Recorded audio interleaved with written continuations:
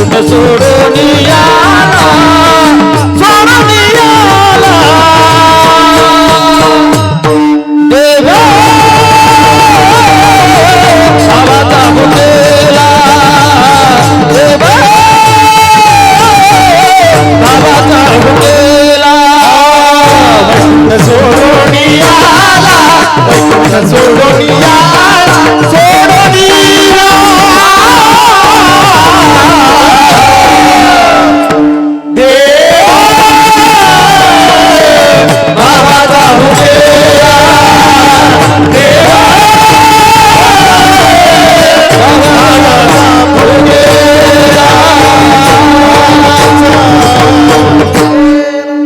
भावाचा भुकेला वैकुंठ सोडून आला. त्याला दुसरं काहीच लागत नाही. अहो मला सांगा, एवढी अक्षयोनी सेना होती, पण अर्जुनाने मात्र देवाला मागितलं आणि दुर्योधन सगळी सेना घेऊन गेला. तेव्हा भगवंत अर्जुनाला म्हणतात की अरे अर्जुन स्मित हास्य करत होता, त्याला भगवंत मिळाले यातच समाधान होतं. पण कृष्ण परमात्मा मात्र अर्जुनाचा उपहास करताना अर्जुनाला म्हणतात की अरे अर्जुन हसतोस काय? अर्जुना हसतो काय? बघ की तुला सध्या सगळ्या गोष्टी माझ्याकडून मिळतील, पण मी हातामध्ये शस्त्र धरणार नाही. पण अर्जुनाचा स्वभाव कसा आहे? अर्जुन म्हणतो मला तू मिळाला ना, मला दुसरी कशाचीच गरज नाही. विठ्ठला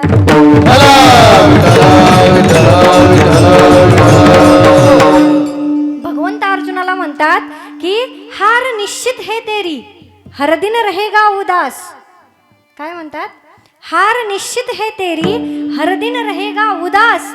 माखन तो दुर्योधन ले गया, केवल छाछ बची है तेरे पास. पण तोही अर्जुन आहे. अर्जुन म्हणतो देवा जीत निश्चित है मेरी, दासन होगा उदास. जीत निश्चित है मेरी, दासन होगा उदास. माखन लेकर क्या करूं जब माखन चोर है मेरे पास. जिथं सर्व असणारा देव माझ्या पक्षात आहे, तिथं मला घाबरायची काय गरज आहे?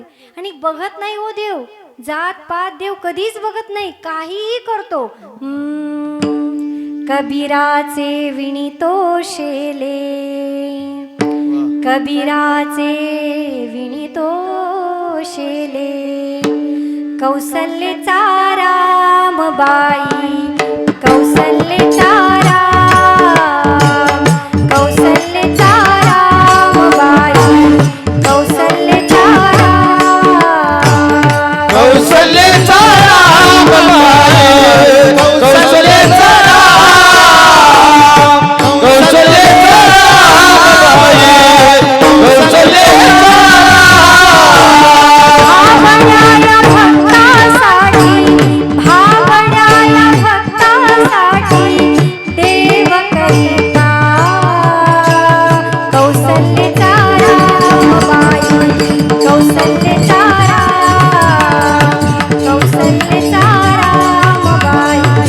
कौशल्याचा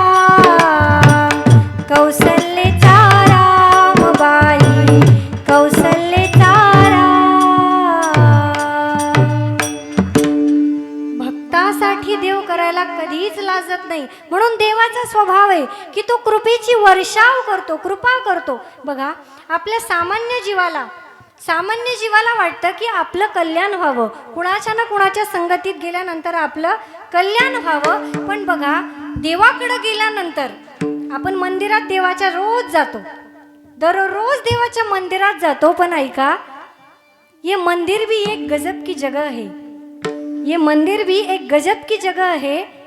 इधर गरीब बाहर भीख मांगते हैं और अमीर अंदर भीख मांगते हैं. कळतंय का? गरीब बाहेर भीक मागतो आणि श्रीमंत आतमध्ये. बरं या बाहेरच्या भिकाऱ्याचं 2-5 रुपयात भागतो हो, आतला 10 लाख मागतो. देवाकडे गेल्यानंतर देवाला जर मागितलं ना तर दुसरं कमी पडणार नाही. म्हणून म्हणतात राम को मांग ले मेरे प्यारे,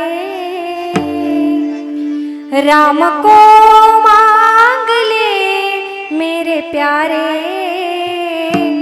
उम्र भर का सहारा मिलेगा, उम्र भर का सहारा मिलेगा, उम्र भर का सहारा मिलेगा, उम्र भर का सहारा मिलेगा। ओ मांग ले मेरे प्यारे, ओ मांग ले मेरे प्यारे, उम्र भर का सहारा मिलेगा, उम्र भर का सहारा मिलेगा, उम्र भर का सहारा मिलेगा, उम्र भर का सहारा मिलेगा। वो कितना तो हाथ से ले सकेगा, देने वाले की लाख है बाहें, वो कितना तो हाथ से ले सकेगा, देने वाले की लाख है बाहें, सिर्फ इनके चरण में ही तुमको, सिर्फ इनके चरण में ही तुमको जिंदगी भर उजाला मिलेगा, उम्र भर का सहारा मिलेगा, उम्र भर का सहारा मिलेगा, उम्र भर का सहारा मिलेगा, उम्र भर का सहारा मिलेगा, उम्र भर का सहारा मिलेगा, उम्र भर का सहारा मिलेगा।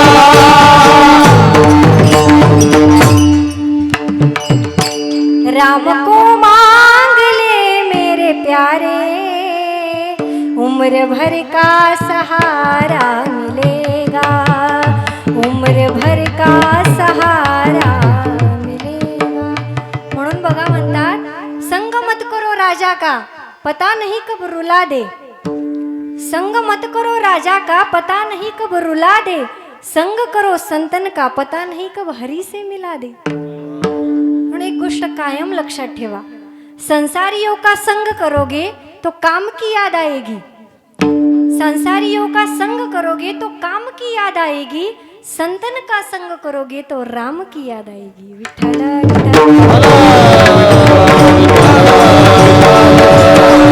आपलं कसं आहे, आपण परमार्थ करतो पण आपला प्रपंच चांगला व्हावा म्हणून परमार्थ करतो. एका ठिकाणी प्रवचन चालू होतं, माता माऊल्या झोपल्या नाही ना, कसं माझं यांच्याकडे लक्षच जाईना हो, सगळे इकडं हे असं माझाच पक्ष बाजूला ठेवलाय तुम्ही. तुम्ही हाय ना सगळ्या माझ्या पाठीशी.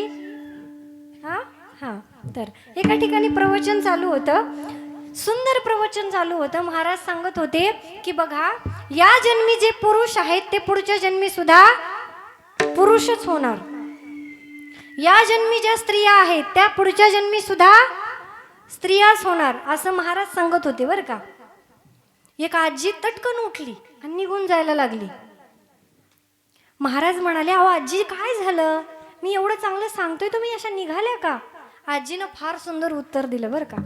आजी म्हणते, महाराज पुढच्या जन्मी येऊन पण जर भाकऱ्याच थापायच्या असतील तर प्रवचन ऐकून फायदा काय.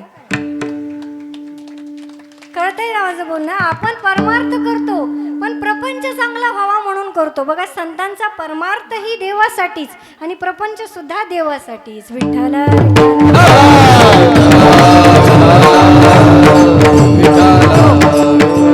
भगवंताचा स्वभाव सांगत असताना तुम्ही देवाकडे गेला ना, देवाला मागायचं, देव भक्तासाठीच द्यायला तयार आहे हो. ज्या भक्तासाठी, ज्या भक्तावर कधी काळी संकट येतं ना, त्यांचा भगवंत काय करतो, भार वाहतो दुसरं चरण.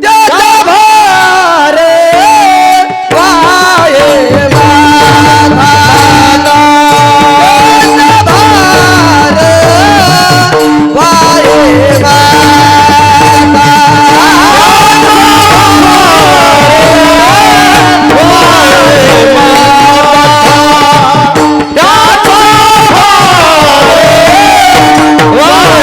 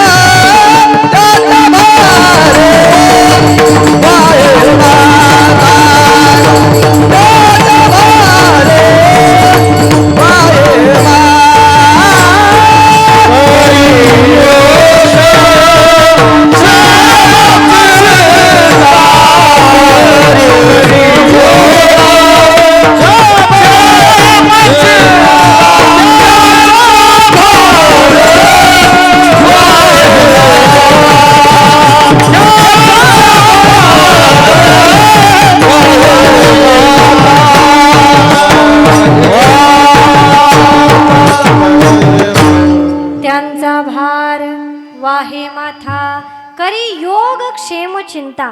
पण कुणाचा भार वाहतो? जे त्याचे भक्त आहेत. देवाला भक्त किती आवडतात फार सुंदर सांगतात. देवाला विचारलं की तुम्हाला सगळ्यात जास्त काय आवडतं? परमात्मा सांगतात न मे तथा प्रियतम आत्मयो निर्ण शंकरहा न संकर्षण न च श्री नैवात्माचे यथा भवान.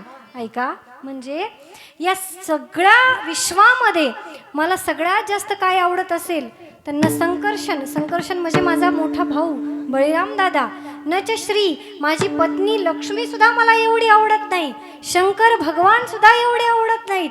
एवढं मला काय आवडतात? नैवात्माचे यथा भवान. भवान म्हणजे तुम्ही, म्हणजे माझे भक्त मला एवढे आवडतात. आणि भक्तासाठी देव काय काय करतो? किती किती उदाहरण आहेत देवासाठी, भक्तासाठी परमात्मा. पण त्या भक्तासाठीच देव करतो ज्या भक्ताचं अंतकरण शुद्ध आहे. कुणासाठी देव एवढं वैकुंठ सोडून इथं यायला रिकामा नाही हो. विठ्ठल विठ्ठल.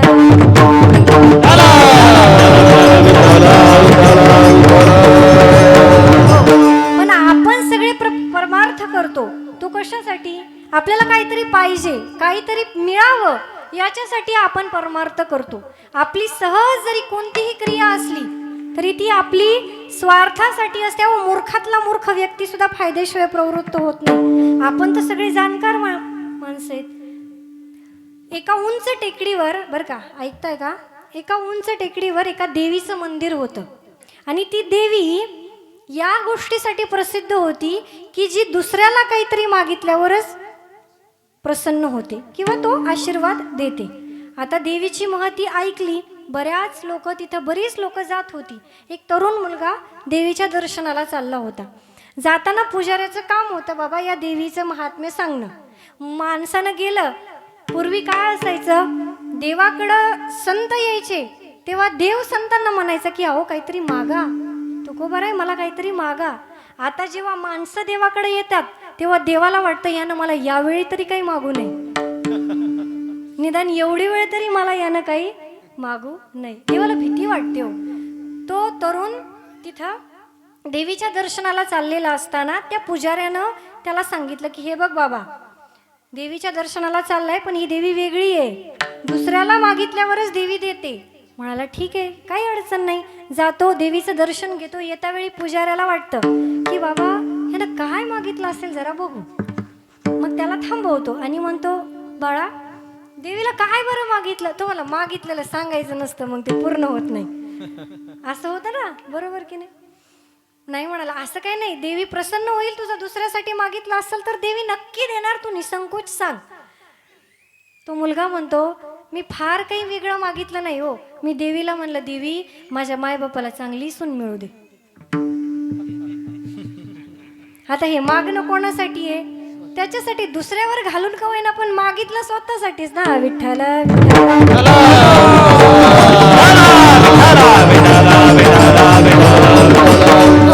आपला प्रपंच सुद्धा मागण्यासाठीच आणि परमार्थ सुद्धा मागण्यासाठीच आहे. म्हणून जेव्हा आपला परमार्थ, बघा परमार्थ आणि प्रपंच वेगळा करायची गरज नाही. तुम्ही प्रपंच जर देवाला धरून केला तर तोच तुमचा परमार्थ आहे. विठ्ठल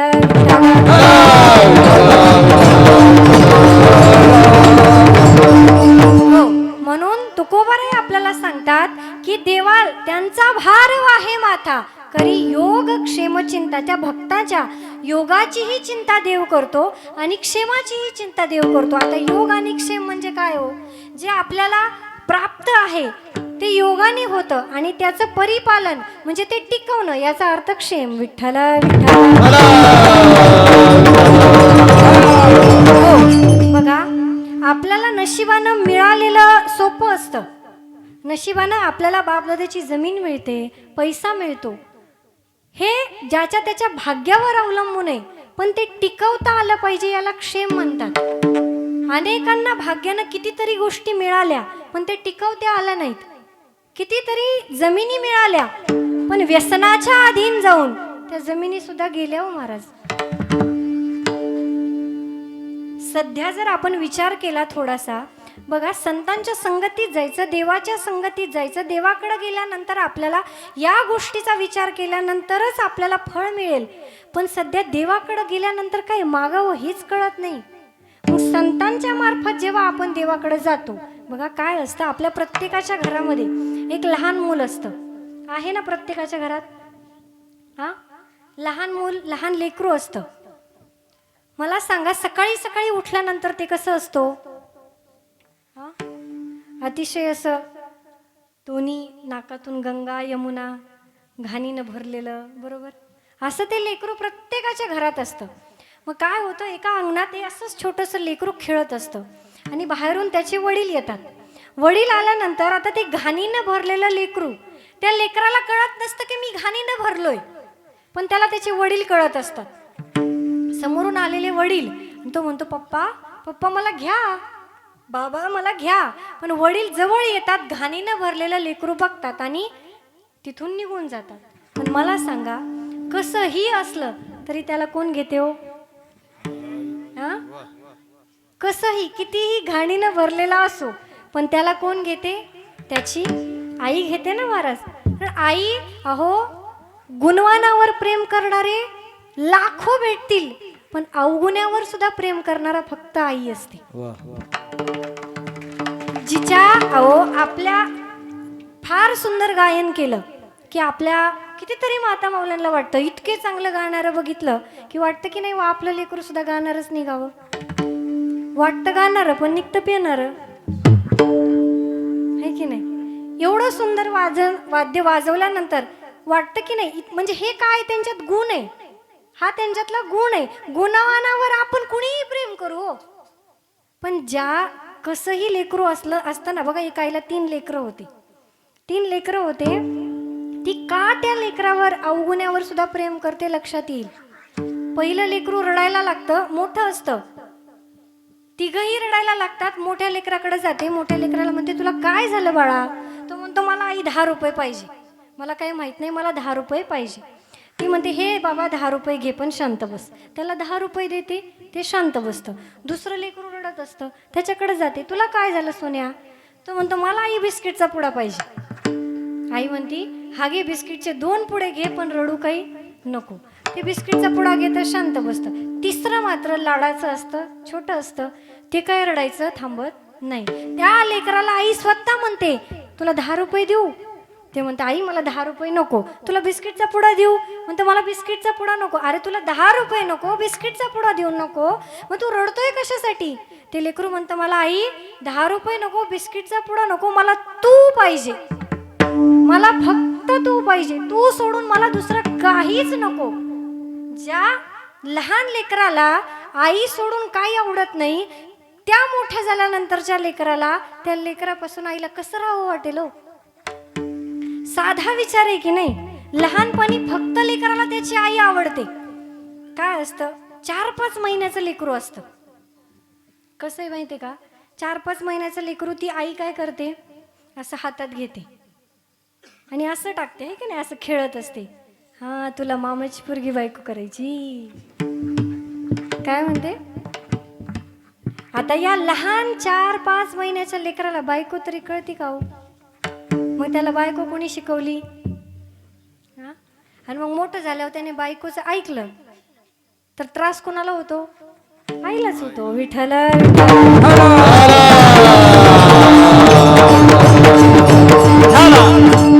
माझा मुद्दा हा आहे की तुम्ही कसेही असा, तुम्ही कसेही असा, खटनट यावे, शुद्ध होऊनी जावे, दौंडी पिटी भावे चोखा मेळा, सकळांसी येथे आहे अधिकार, कलियुगी उद्धार हरीच्या नामे. मग देवाकडे तुम्ही कसंही गेलात ना, फक्त तुमच्या मनामधला भाव शुद्ध असेल तर देव द्यायला तयारच आहे. विठ्ठल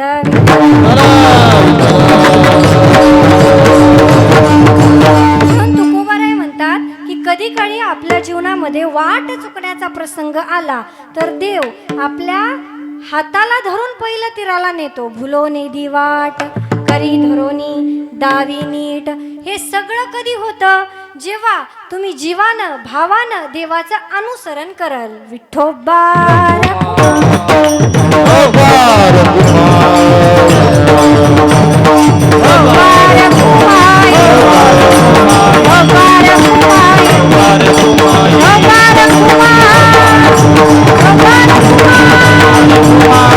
कुमार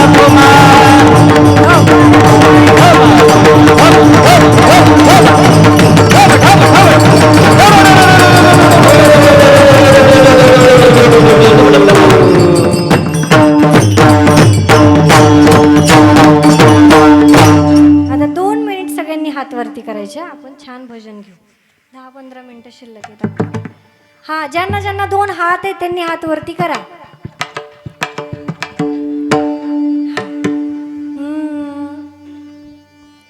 ज्ञानोबाराया माझ्या